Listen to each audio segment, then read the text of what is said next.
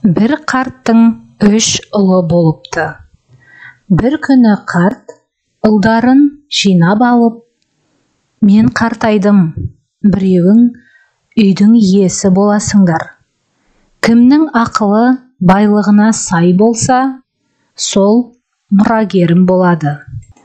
Сендер маған байлықтарың мен ақылдарыңды көрсетіңдер», дейді.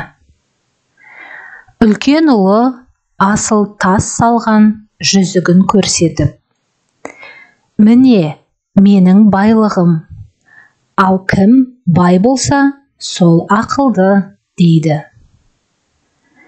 Екінші ұлы асыл киімдерін киіп, әдеміленіп келеді де, «Мені осы түрімде көргендер ақылым мен байлығымның алдында бас иеді», дейді.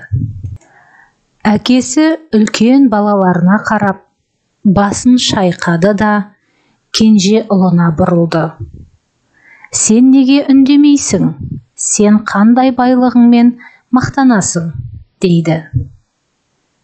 Сонда кенжесі, «Менде асыл тасты жүзік те, сәнді киім де жоқ. Тек жұмысқа жарамды 2 қолым бар. Қайрат жігерге толы жүрегім бар», дейді. Қартқа кенже баласының тапқыр да ойлы сөзі ұнайды. «Жұмыс істей білген адам жұтамайды», деп, кенже ұлын үй шаруасын басқаруға, мұрагерлікке қалдырады.